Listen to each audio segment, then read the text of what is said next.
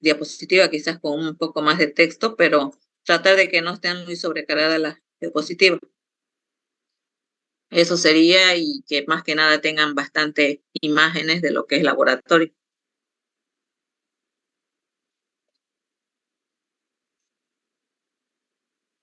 ¿Responde su pregunta? Sí, doctora, ahora sí. ¿Pueden ver mi pantalla? Sí, doctora. Bien. Entonces, como dijimos en un principio, íbamos a ver las alteraciones de la serie roja, la serie blanca y un poco sobre la serie plaquetaria, que es un tema todavía que no ha sido asignado, a no ser que no haya más expositores. De todas maneras, en el examen no va a entrar lo que es la serie plaquetaria, solamente abarcamos para la evaluación hasta las alteraciones de la parte de la serie blanca, es decir, las leucemias y este tema de las alteraciones de los leucocitos o las anormalidades que pueden presentar los leucocitos. Entonces, eso abarcaría el segundo parcial de evaluación. Todo lo que son anemia, leucemia y las alteraciones de los leucocitos. Entonces, en este tema de las alteraciones de los leucocitos, ustedes ya han visto en la hematopoiesis, ¿no? A partir de qué células se forman las diferentes células sanguíneas, tanto la serie roja, los eritrocitos, como los leucocitos, que son los granulocitos, los que tienen granulaciones, los linfocitos y los monocitos, que serían los mononucleares, ¿no? Que no tienen, además, granulaciones de forma normal o natural. Y entonces tenemos estos diferentes leucocitos con su morfología, que es importante, ¿no? Que nosotros sepamos distinguir estas formas diferentes de los neutrófilos, de los encallados también, que sería una célula inmadura, los linfocitos, monocitos, eosinófilos y basófilos.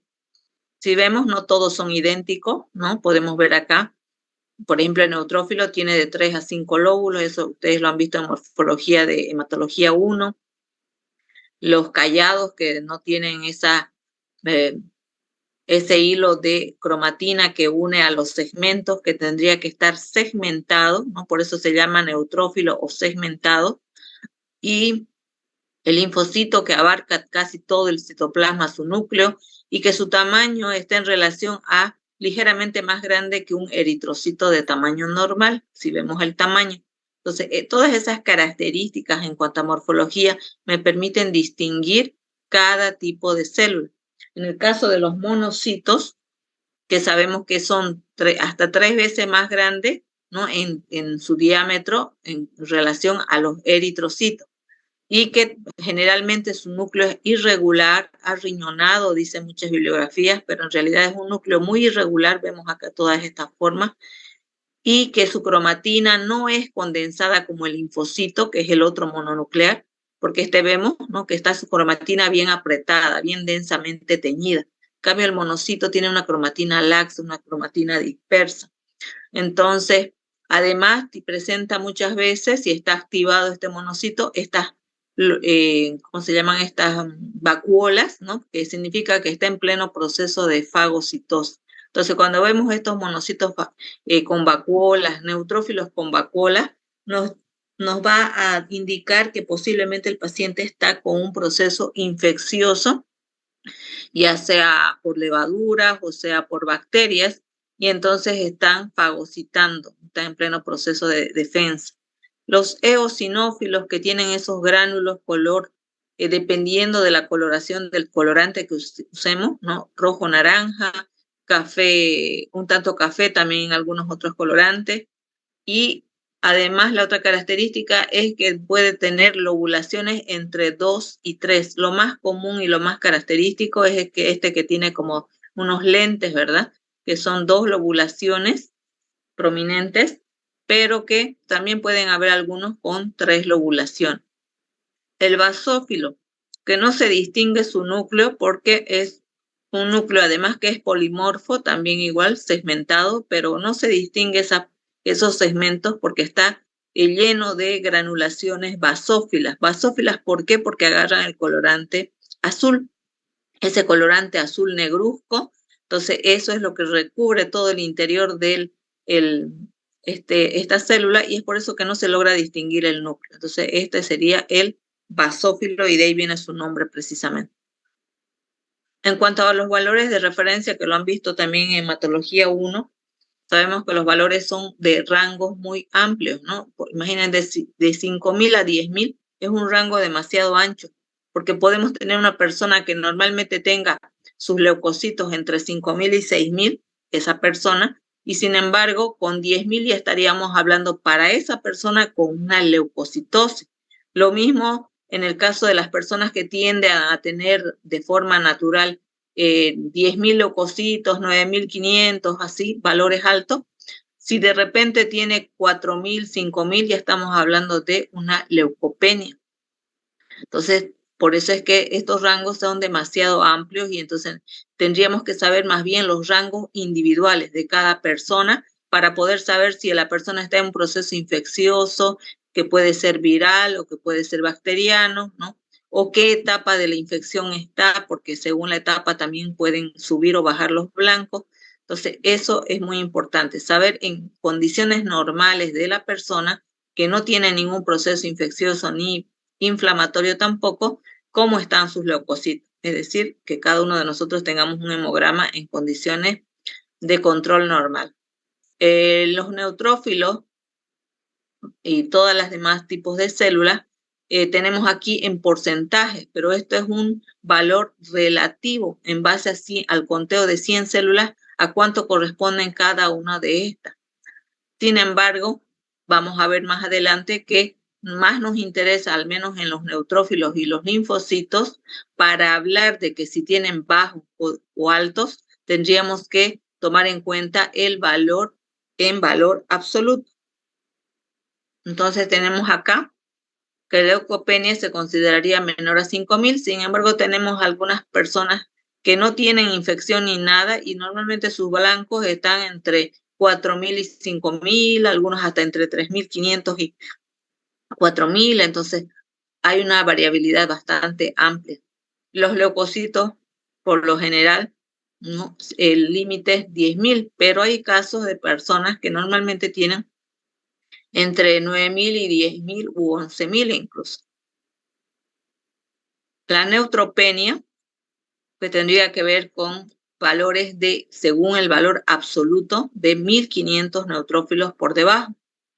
Y que esta puede ser leve, cuando está entre 1.500 y 1.000, que puede ser moderada, menor a 1.000, de 500 a 1.000, y neutropenia severa, menor a 500. Entonces, y la neutrofilia por encima de 8.000. Entonces, esto nos indica que según el valor absoluto sería lo más correcto determinar si el paciente tiene bajo o alto su nivel de neutrófilo. Lo mismo para los linfocitos, que menores a 1.000 linfocitos en valor absoluto ya se consideraría una linfocitopenia y una linfocitosis con valores de mayor a 4.500.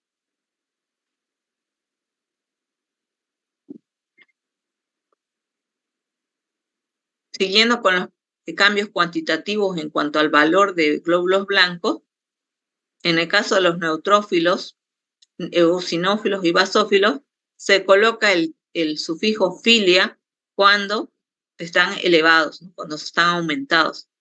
Entonces, consejo, cuando ustedes desarrollen su examen, si son preguntas de desarrollo al menos, pues no se trata de que ustedes coloquen neutrófilos y una flechita para arriba, una flechita para abajo, me utilizan símbolos.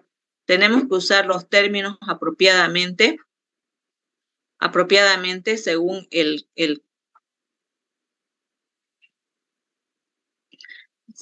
el nivel de los leucocitos. Tenemos que usar el término filia o citosis en el caso de que estén elevados y citopenia cuando están disminuidos. Los neutrófilos entonces aumentados pueden presentarse en procesos infecciosos e inflamatorios, por lo general en procesos bacterianos.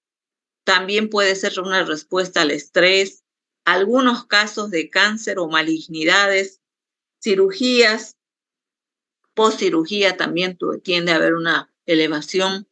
El calor, el dolor, el frío, los golpes también puede generar leucocitosis y también neutrofilia.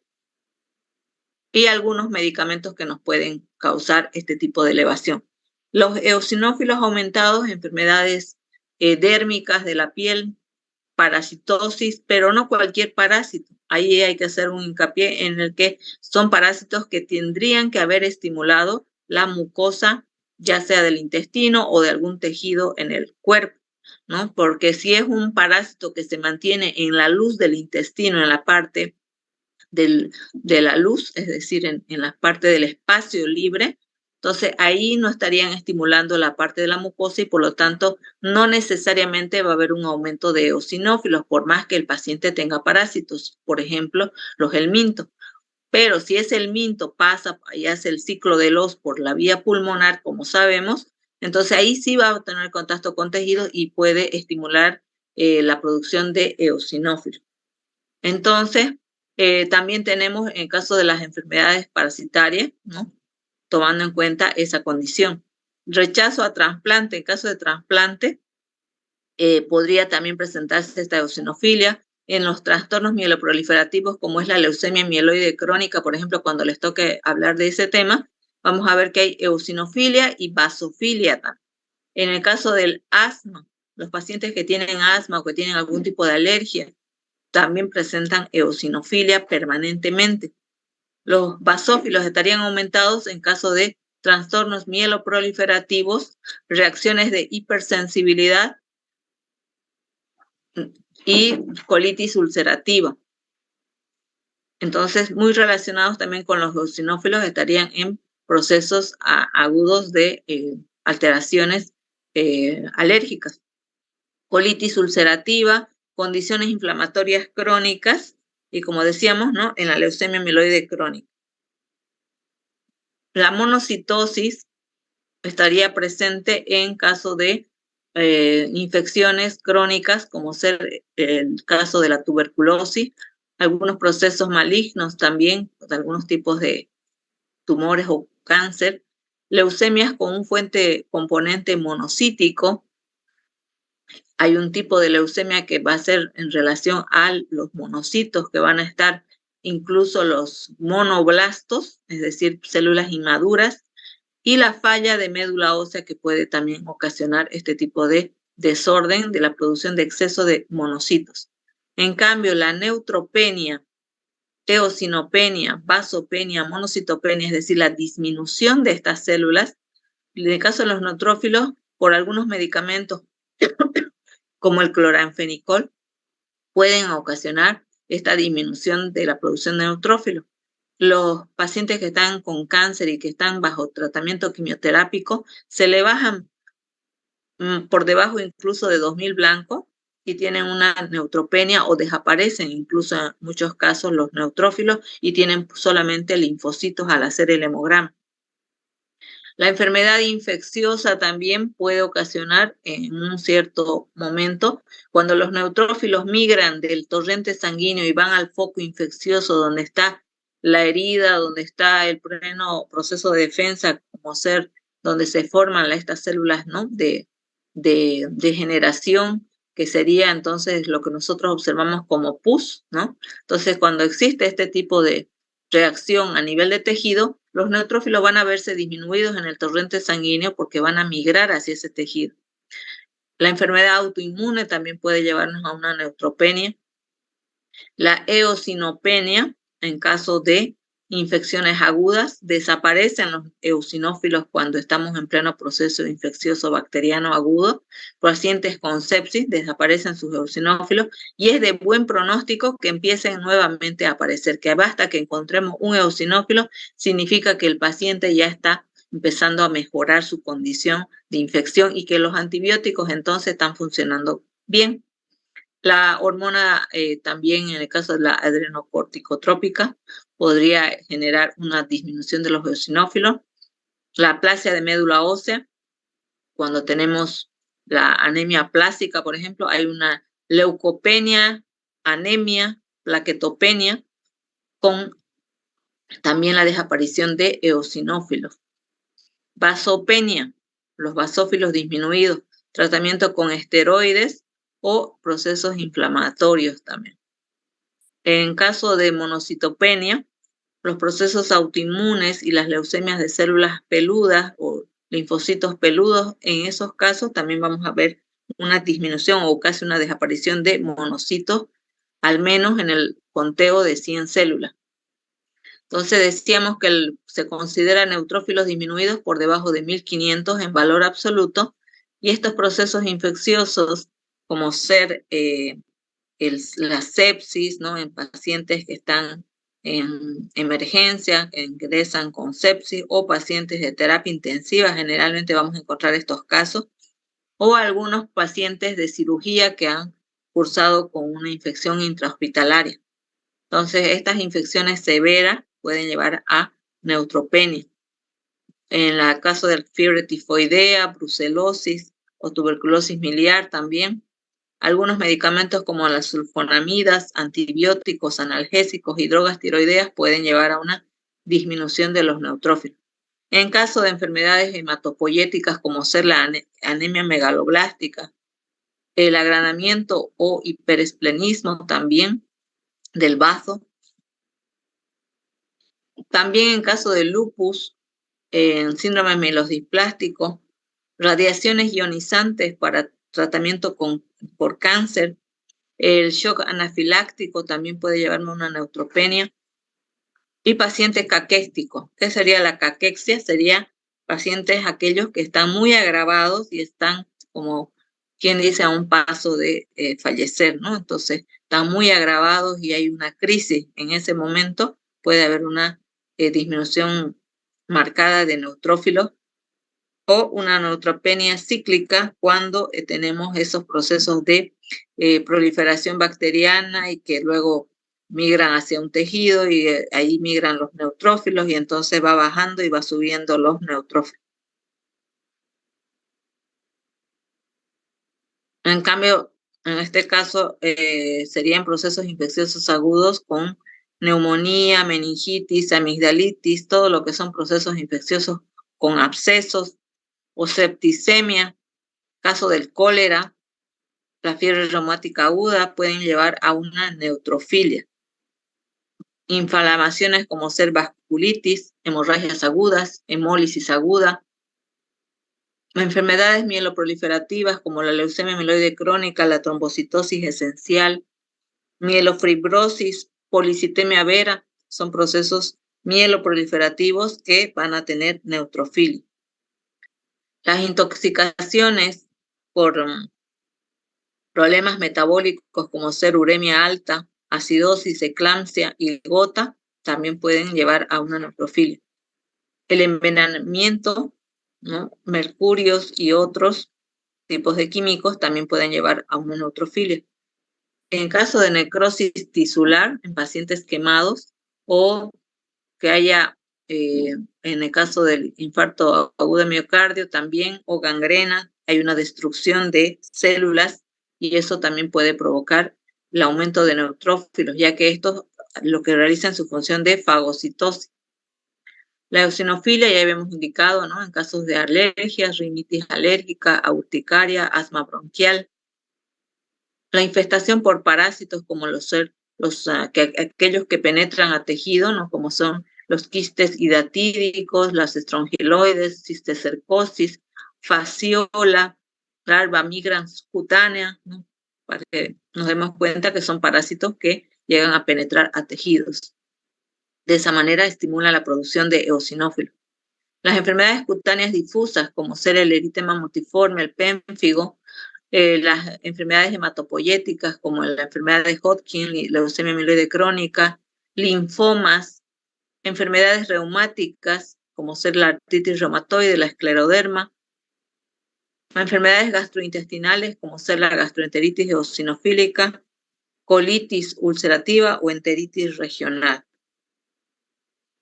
También tenemos casos de eosinofilia según la severidad, que puede ser leve, moderada o severa, ¿no? Según el tipo de estímulo que provoque la elevación de estos eosinófilos, puede ser leve, por ejemplo, los procesos alérgicos, generalmente su eosinofilia es leve, y es moderada cuando ya tenemos casos de parasitosis, que de estas que penetran tejidos, y más que nada las que son penetrantes en tejidos y órganos, como ser las triquinas, los estrongiloides.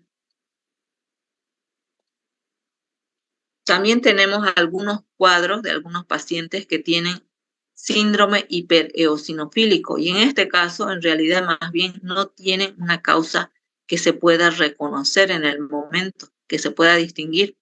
Y tiene que persistir esta eosinofilia por más de 6 meses sin que haya una causa. Entonces se hace evaluación de parasitosis, de alergia, y el paciente no tiene ningún cuadro de ese tipo.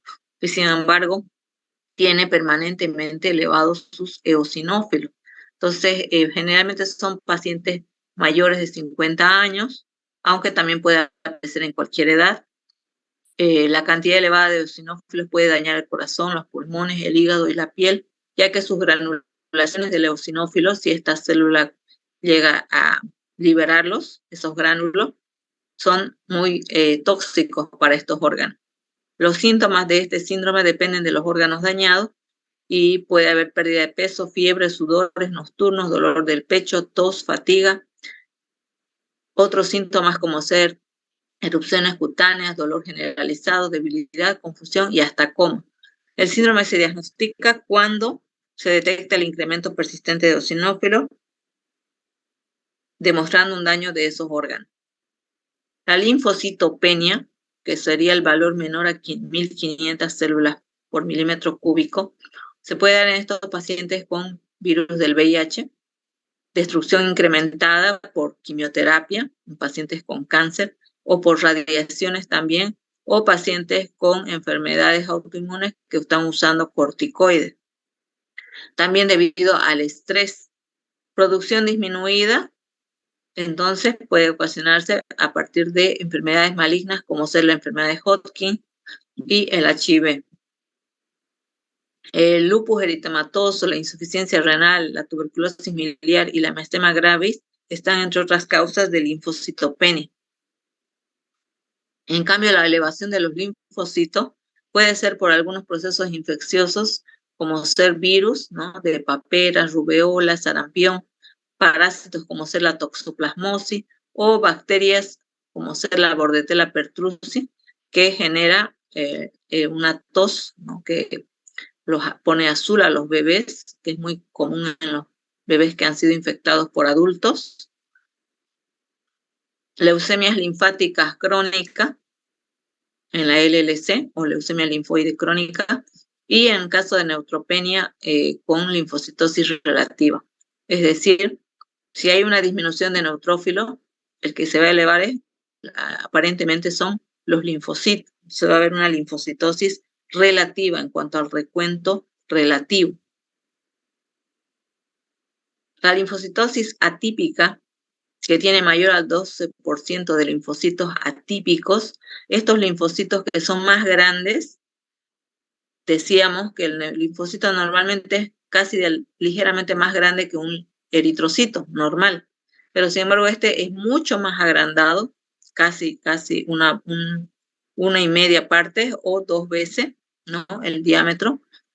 Entonces estos linfocitos más agrandados y con más citoplasma, que en algunos casos algunos que no tienen mucha experiencia, no piensan que son monocitos, pero tenemos que fijarnos la cromatina, que la cromatina no es laxa, sino está condensada, no está bien apretada.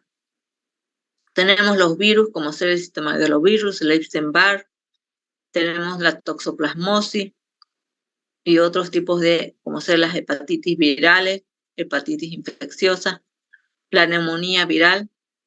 En el caso de paperas, rubeola, sarampión, en los niños, citomegalovirus ya decíamos, la Bordetella pertussis, brucelosis y sífilis.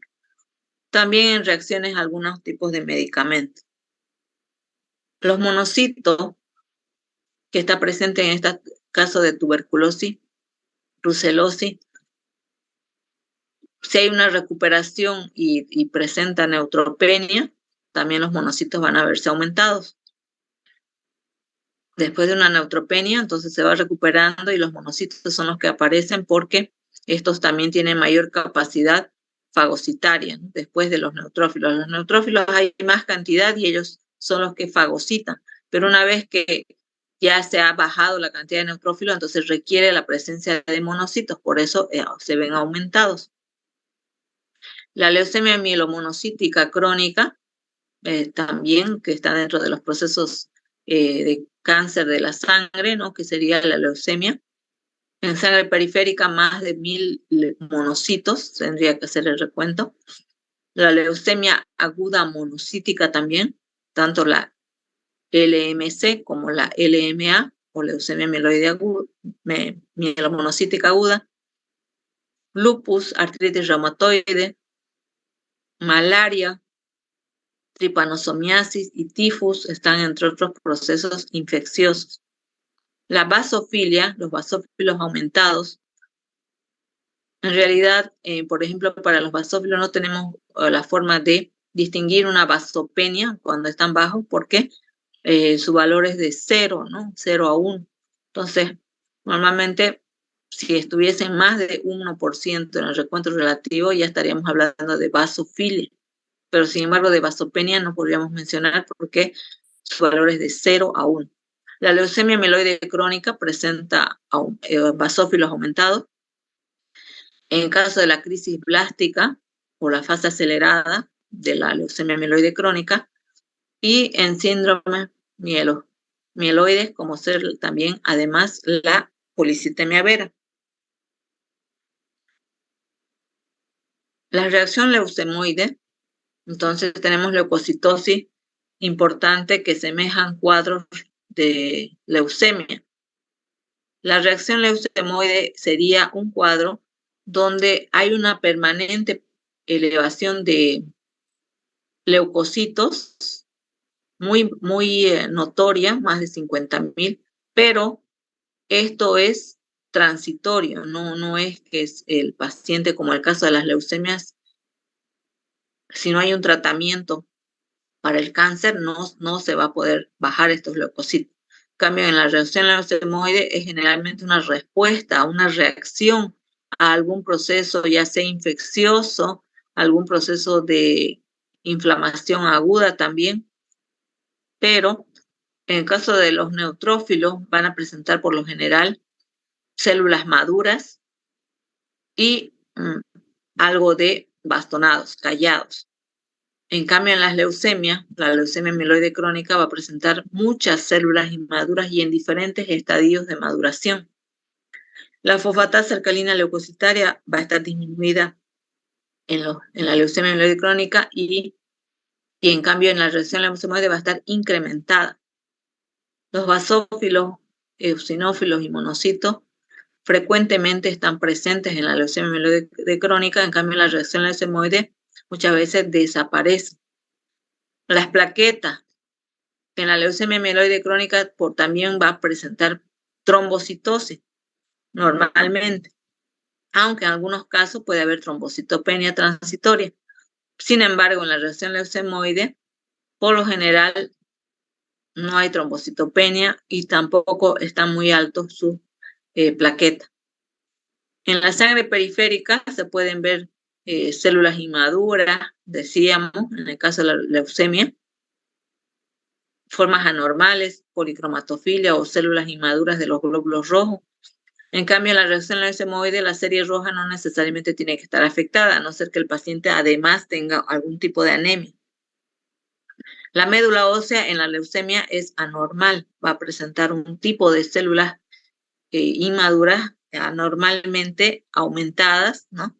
En cambio, en el caso de la reacción leucemoide, la médula ósea va a estar hiperplásica, es decir, con mucha producción de celularidad.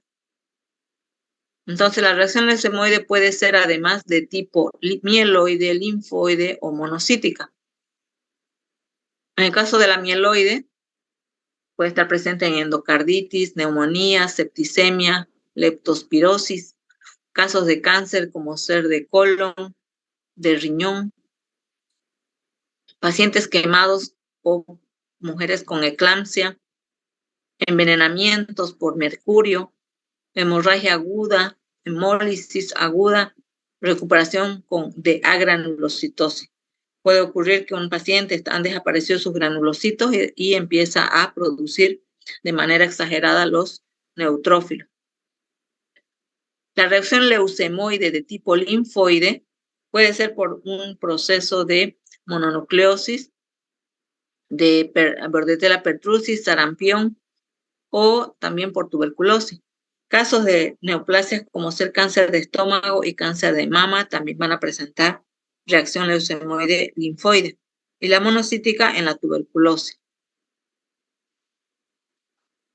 Este otro término, la agranulocitosis, tiene que ver con una disminución bastante marcada del leucocito, menor de 2000. A veces, incluso muy por debajo, ¿no? Desaparecen los leucocitos. Y no se ven todo el frotis sanguíneo, más que uno, otro por aquí, por allá, pero revisando toda la lámina de sangre periférica. A veces hay que hacer incluso un concentrado de lo que es la capa leucoplaquetaria para poder de ahí romper el capilar en un tubo capilar centrifugando como que fuera un hematocrito y de ahí sacar la parte blanca y hacer un extendido para poder hacer una fórmula leucocitaria, porque de otra forma no se puede llegar ni a contar ni 50 células, ¿no? En todo el frotis sanguíneo. Esto puede ocurrir de forma aguda en caso de presentar también estos granulocitos, vacuolización, ¿no? Es decir, que estén fagocitando, o pignosis, que significa que la célula está en pleno proceso de autodestrucción. En las formas crónicas y recurrentes, por lo general de 2000 con granulocitopenias no marcadas, es decir, que de forma crónica pueden presentar algunos pacientes esta disminución de los neutrófilos y permanecer con leucocitos muy bajos. Puede observarse linfocitosis y monocitosis relativa, aparentemente, por lo que han bajado los neutrófilos o han desaparecido. Entonces va a haber una aparente elevación de linfocitos, pero en realidad no es tal porque en conjunto todos los leucocitos han bajado. La médula ósea puede presentar una ausencia de granulocitos, pero la serie eritroide y megacariocítica, es decir, las plaquetas y los glóbulos rojos, están en una producción normal. Los hallazgos asociados a infección son frecuentemente encontrados en estos pacientes que desaparecen sus granulocitos. Y algunos pacientes con tratamiento para la tiroides, como ser el metamizol. Otros casos también con mucha frecuencia que observamos en hospitales y principalmente en niños recién nacidos, donde están haciendo un proceso de hemólisis y están empezando esa médula ósea a liberar células inmaduras, que es la reacción leucoeritroblástica, que es la liberación de glóbulos rojos con núcleo. Normalmente los glóbulos rojos no salen con núcleo al torrente sanguíneo. Estas son formas inmaduras del glóbulo rojo, pero va a salir al torrente sanguíneo cuando tenemos este proceso de reacción leucoeritroblástica porque hay una baja de eritrocitos en el torrente sanguíneo y la médula ósea empieza a liberar estas células que van a terminar madurando en otros tejidos y no en médula ósea. Se observa esto también en caso de cáncer metastásico de médula ósea, en la metaplasia mieloide con hematopoiesis extramedular. Es lo que decía, ¿no? Que termina de madurar el glóbulo rojo, no en la médula ósea, sino fuera del médula ósea. Como sabemos, los neutrófilos y los monocitos tienen esa capacidad de fagocitosis. Entonces son estimulados para invadir o llegar hasta tejidos donde están ocurriendo el proceso de defensa, ¿no? Gracias a ciertos componentes químicos como ser las interleuquinas o componentes del sistema complemento. Entonces todos estos componentes químicos hacen que lo atraigan a la célula, ya sea neutrófilo o monocito. Y entonces a partir de la unión con un componente del sistema complemento o con una inmunoglobulina, va a haber una opsonización del agente extraño, es decir, para que sea atraído hacia ese agente extraño, y de esta manera la célula de defensa va a ingerir al agente extraño, al antígeno. Posteriormente, gracias a sus gránulos que va a liberar en el proceso de la fagocitosis, va a destruir al agente extraño. De esta manera, entonces, cumplen su función los neutrófilos y los monocitos. De ahí que en los procesos infecciosos agudos, ¿no?, están presentes, y en procesos infecciosos que ya han sobrepasado los neutrófilos, aparecen los monocitos fagocitantes. Existen defectos también cualitativos de los glóbulos blancos, es decir, algunas alteraciones en cuanto a su morfología, no solamente en cuanto a la cantidad. Los neutrófilos son atraídos por antígenos, se activan los receptores de células endoteliales y hay una migración de estas células. Y entonces, también en el caso de los monocitos, las células transitan desde médula ósea hacia el foco infeccioso, y entonces empiezan a ocurrir estos cambios en la célula, porque se activan por componentes del sistema complemento, como ser el C5A, C3B, ¿no?, que hacen que estos agentes patógenos, ¿no?, sean más atraídos por estas células para ser fagocitados, o que haya una mayor permeabilidad de los vasos sanguíneos para que salgan estas células del torrente sanguíneo hacia el tejido de donde está el proceso infeccioso. Las citoquinas también participan en todo este proceso. Las interleuquinas, el factor de necrosis tumoral, hace que estos se activen. Entre estos defectos y cambios que ocurren en las células, tenemos que haya un desvío a la izquierda, ¿no?, cuando aparecen más neutrófilos y además células que no están segmentadas, que serían los callados. Tenemos granulaciones tóxicas. Vemos acá que el neutrófilo, normalmente sus gránulos son neutros, y por eso es que no se llegan a teñir y no son observables en una tinción normal, pero empiezan a aparecer estos gránulos más notorios, y en otros casos aún más notorios, y este es el caso de las granulaciones tóxicas. Estos gránulos son generalmente de color azul y son pertenecientes a las enzimas lisosomales de los lisosomas, y también que tienen esa coloración basófila, color azul. La vacuolización, que son estas como perforaciones en la célula que se observan, como en los monocitos que les mostraba anteriormente, pero en este caso en los neutrófilos. Aparecen en el citoplasma, ya sea por exposición a ciertos medicamentos, como ser la cloroquina, la sulfonamida, pero también puede haber una pseudo o una llamada falsa vacuolización, cuando hay un retardo, ¿no?, al diferenciar estas células, y las vacuolas pueden ser más grandes, ya que estas células pueden estar presentes también en caso de destrucción de glóbulos rojos, ¿no?, y empiezan a destruir estos pedacitos de células sanguíneas. En caso de posible de infecciones como ser sepsis, entonces van a empezar a hacer fagocitosis, y por eso es que van a estar vacuolizados los neutrófilos y también más después los monocitos. Los cuerpos de Dole, que son correspondientes a ARN ribosomal de 1 a 5 micras de tamaño, están presentes en la membrana citoplasmática en forma de varilla, color gris azulado pálido en los neutrófilos, y también algunos monocitos y en banda, ¿no? Entonces, estas varillas, así como uniones de granulaciones, también se conocen como cuerpos de Dole. La erlichiosis humana, que puede provenir de estas riquecias de las garrapatas que pueden invadir o llegar a infectar a los humanos, se observan como unas mórulas, esta presencia de inclusiones en el citoplasma con apariencia de bayas, en los granulocitos y los monocitos, tanto en médula ósea como en sangre periférica. Y es por infección por riquecias. Va a presentar al paciente fiebre alta, escalofríos, dolor de cabeza y con un conteo de glóbulos blancos bajo, las enzimas hepáticas muy altas y una trombocitopenia. En el caso de la hipersegmentación, el neutrófilo presenta normalmente de 3 a 5 lóbulos normalmente, pero sin embargo en este caso va a tener más de 5 lóbulos, de 6 a 8 por lo general.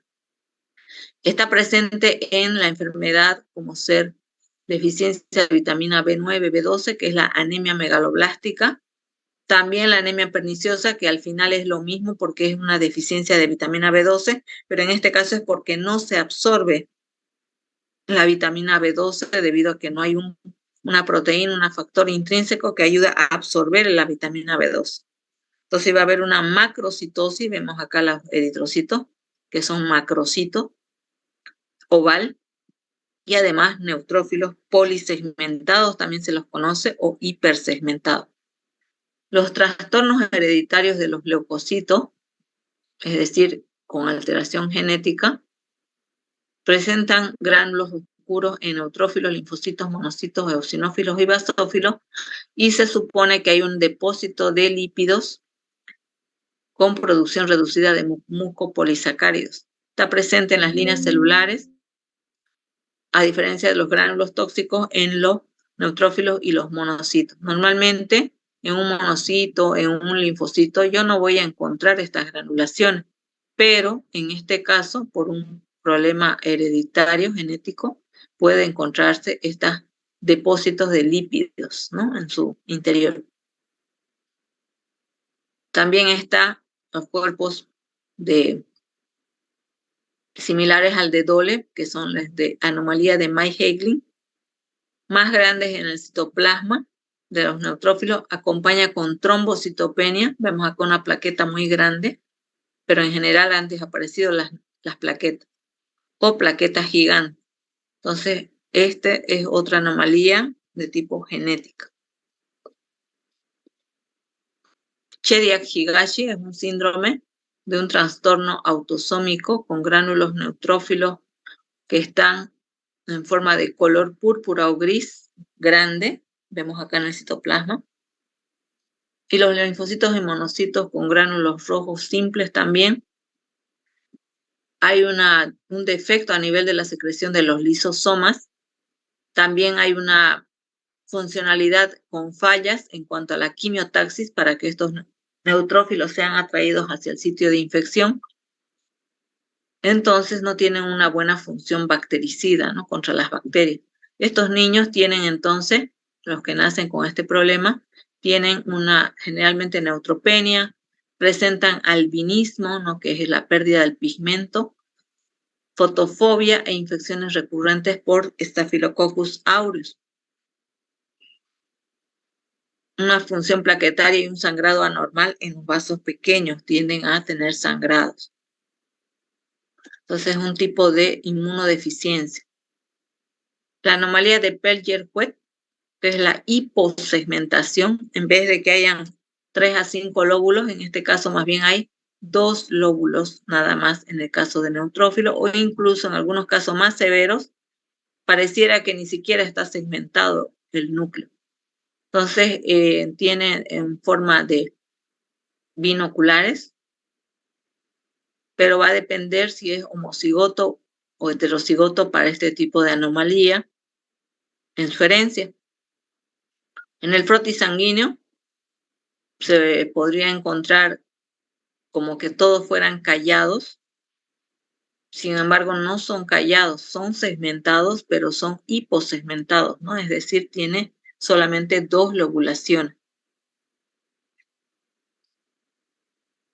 La linfocitosis reactiva, que es muy propia de los diferentes procesos virales, en este caso del dengue, incluso en el caso también del COVID, ¿no? En un principio hay una neutrofilia, posteriormente hay una linfocitosis. Y estos linfocitos presentan estas anormalidades de ser células más grandes, un citoplasma más basófilo, más azul, abundante de citoplasma. Casos de virus como Epstein-Barr y otras virosis, como decíamos, dengue, hepatitis. Entonces, estos linfocitos reactivos hay que informarlos al momento que observamos. Generalmente va a ir acompañada de un resfrío, ganglios inflamados y hepatoesplenomegalia. En caso también de anemia hemolítica autoinmune, con elevación de enzimas hepáticas y trombocitopenia. La morfología de los linfocitos son muy agrandados, su citoplasma es bastante azul, abundante, y están presentes en el frotis sanguíneo. Otras causas para la linfocitosis reactiva tenemos citomegalovirus y las diferentes hepatitis, cuando están en el proceso agudo. Los citomegalovirus y Epstein-Barr, cuando están presentes en los fluidos corporales o órganos trasplantados, a veces la persona infectada no tiene síntomas, pero sin embargo si se hace un órgano, se usa como donante a esa persona infectada y se lo pasa a un paciente que está inmunodeprimido, a ese sí le va a causar el proceso infeccioso el citomegalovirus. Entonces hay que tener cuidado con el receptor. La mayoría de estas infecciones es subclínica, es muy parecida a una gripe nada más, pero a quienes realmente afecta es a los pacientes que tienen depresión de su sistema inmune, las mujeres embarazadas y los niños pequeños o de bajo peso también. Caso de histericia que tenga el paciente, esplenomegalia y efectos psicomotores y sordera también pueden generarse. La importancia de la serología es que sea negativa para las transfusiones, ¿no? Porque cuando un paciente tiene este tipo de virus, como decíamos, al receptor es el que le va a ocasionar este tipo de problema. El VIH también está presente en los linfocitos, en caso de cuando se observan estas infecciones oportunistas, hay que sospechar de un paciente con VIH que está en pleno proceso de síndrome de deficiencia, ¿no? El SIDA. Y entonces podemos encontrar también infecciones por micobacterium asociados a esta inmunodeficiencia, con baja del linfocito CD4, que se van a ver afectados, y CD8 o también las células citotóxicas. Presentan generalmente anemia de inflamación con leucopenia y plaquetopenia, un déficit de hierro y reticulocitopenia, es decir, van a estar bajo lo que es el hierro y la reticulocito. Los linfocitos reactivos con su citoplasma basófilo y también pueden presentar algunas fisuras o vacuolización. Hasta ahí son las alteraciones de los leucocitos, ya sea en cantidad o su cualidad de características del núcleo y el citoplasma. Y aquí vamos a ver un caso de cómo un paciente, ¿no? Pues al pasar su muestra de hemograma, resulta que presentó un conteo bajo de plaquetas de 23.000, un valor muy crítico, ¿no? Porque eso ya significa riesgo de sangrado. Sin embargo, un día previo, sus plaquetas estaban normales, 257.000, una diferencia muy significativa, a lo que el operador decidió revisar el tubo minuciosamente y observa un pequeño coágulo que fue encontrado dentro del tubo. Entonces, qué importante es la adecuada homogeneización del tubo al momento de tomar la muestra de sangre, ¿no? Es decir, un error en la toma de muestra, en la extracción de sangre, me puede llevar a estos resultados que están anormales, sin embargo, en realidad no es así, es incorrecto este valor de 23.000, sino que se han formado pequeños microcoágulos y es por eso que se han consumido esas plaquetas en esos coágulos y de ahí que ha disminuido en la sangre fluida. Entonces usted lo pasa al contador hematológico y aparentemente, según el valor que le sale al hacer el conteo, le va a estar bajo. Incluso si hace la confirmación en cámara de Neubauer, igual le va a dar bajo. Entonces, ¿de qué nos sirve hacer el conteo de la forma manual, ¿no? Y confirmar el valor del equipo, si al final me va a dar lo mismo, pero en realidad lo que está pasando es que la muestra está mal tomada, porque la muestra no fue invertida cuántas veces se debería invertir un tubo para que pueda ser mezclado correctamente con el anticoagulante. Es una de las primeras condiciones que debemos tomar en cuenta a la toma de muestra, ¿no? Que debe ser de 8 a 9, 10 veces que debe mezclarse el tubo en la sangre con el anticoagulante. Caso contrario, se empiezan a formar esos pequeños coágulos que muchas veces ni siquiera lo distingue bien a simple vista, sino que hay que observar minuciosamente ese tubo para ver si tiene coágulo. Otro estudio de caso de una señora de mayor de 60 años que estaba programada para una cirugía y resulta que después de hacer el hemograma, el perfil químico y de coagulación, detectaron que tenía, según el contador hematológico, tenía células encallado o células inmaduras. Sin embargo, al observar en la placa, en el frotis sanguíneo, no eran células en banda, no eran callados, sino que eran los hiposegmentados, ¿no? Esa alteración que es el síndrome de Pellier-Huet. Y entonces no es que el paciente tenga un desvío a la izquierda con células inmaduras, sino que hay células hiposegmentadas, con 2 segmentos nada más. Entonces, esto se corrige y de esa manera el paciente puede ser introducido a lo que es la cirugía, tomando en cuenta su condición de que tiene un síndrome de Pellier-Huet. Entonces, lo importante de la observación del microscopio, ¿no? De distinguir estas células inmaduras si realmente son callados o son células hiposegmentadas, o en el caso de los hipersegmentados también, que tienen más de 5 lóbulos, que son los pacientes con anemia megaloblástica o con déficit de vitamina B9, B12. Esas serían las alteraciones de los leucocitos, que serían más que nada un repaso de lo que ustedes tendrían que haber visto en la interpretación del hemograma, ¿no?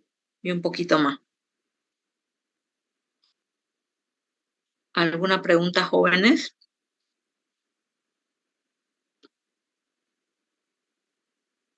Ariani Méndez. Buenas noches, doctora. Buenas noches. Esto lo vieron en la interpretación del hemograma, lo que son las alteraciones del leucocito según si están altos o bajos. ¿Vieron la terminología en el hemato 1? Sí, vimos. Vimos, doctora. Bien, entonces esto básicamente es un repaso a la vez y poder un poquito más tener interés, ¿no? En lo que son las alteraciones también cualitativas, ¿no? Dentro del citoplasma, dentro de lo que es el núcleo, porque esto, si nosotros informamos, ayuda al médico para poder hacer un diagnóstico, ¿no? Para que ellos puedan así seguir con esa antibiótico-terapia, si están con antibióticos el paciente con sepsis, porque si aparecen los eosinófilos decíamos que era de buen pronóstico, ¿no? Que significa que el antibiótico está funcionando. O también lo otro es que desaparezcan más bien los eosinófilos y eso indica que es un proceso infeccioso agudo. Entonces, cada cuadro de hemograma ayuda a que el médico pueda tomar una decisión en cuanto al tratamiento, seguir con el mismo o cambiar, ¿no? De la medicación o mandar a hacer algún cultivo si es que el proceso infeccioso persiste. Para eso es que nos sirve todo esto de la interpretación del hemograma y las observaciones que nosotros podamos colocar en nuestro informe. No es suficiente solamente pasar en un equipo, poner nuestro sello y firma y liberar ese resultado. El observar al microscopio es lo que le va a dar realmente, ¿no? la calidad a nuestro trabajo. Va a marcar la diferencia entre lo que cualquier otro colega pueda hacer al realizar ese examen de hemograma. Muchas veces lo tomamos el examen de hemograma como que fuera simplemente pasar a un equipo. Y sin embargo, todos esos detalles de la microscopía, que lo vamos a ver también en el laboratorio, en lo que es la parte de avance de microscopía, ¿no? Entonces, esos detalles les aseguro que a ustedes los va a distinguir como bioquímicos de laboratorio, más si trabajan en una emergencia o con pacientes hospitalizados, porque esas variaciones de un día al otro, al médico le ayuda esas observaciones que usted hace como bioquímico para pues asegurarse de que está por buen camino al tratamiento o cómo está yendo el paciente. ¿Alguna pregunta de esto?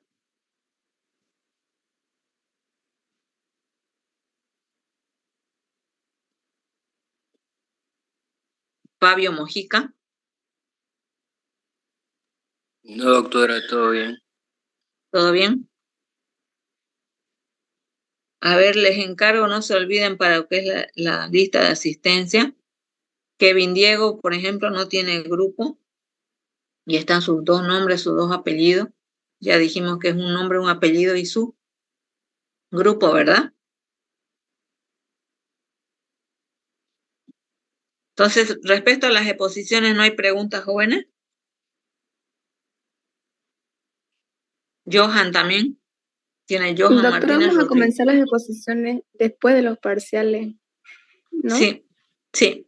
Este otro miércoles vamos a pasar a las 7 también de forma virtual, lo que es el avance de la parte de microscopía. Y así, con eso ya directamente vamos a observar puras láminas a partir de lo que avancemos ya en clase presencial laboratorio, ¿ya? Aparte que recién estoy convaleciente de la cirugía, entonces por eso es que no estoy con baja médica, no estoy pudiendo asistir a lo que es laboratorio. Doctora, con el tema de las exposiciones, ¿alguna bibliografía que nos podrías recomendar? Tenemos en la misma fotocopiadora Carvajal un libro que es de enfermedades hematológicas. Ahí está una fotocopia de ese libro. También hay en vía digital, en internet, ustedes pueden buscar también ahí.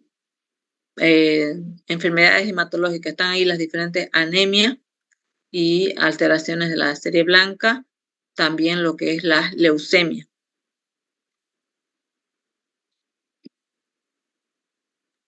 Gracias, doctora. De nada. Doctora, disculpe una pregunta. ¿El parcial va a entrar hasta el tema 7? Todo lo que es banco de sangre, hasta reacciones transfusionales. Eso de la parte de teoría, ¿no? Y de la parte de laboratorio, los temas avanzados de prácticas, las 3 prácticas que se hicieron, ¿no? De CUM directo, indirecto, de grupo sanguíneo, prueba, método directo, método indirecto, y también lo que es las pruebas pretransfusionales. De eso que se avanzó en laboratorio presencial, de eso más lo que es la teoría, los temas de hasta lo que es reacciones transfusionales. Está bien, doctora, muchas gracias. Nada. Doctora, buenas noches.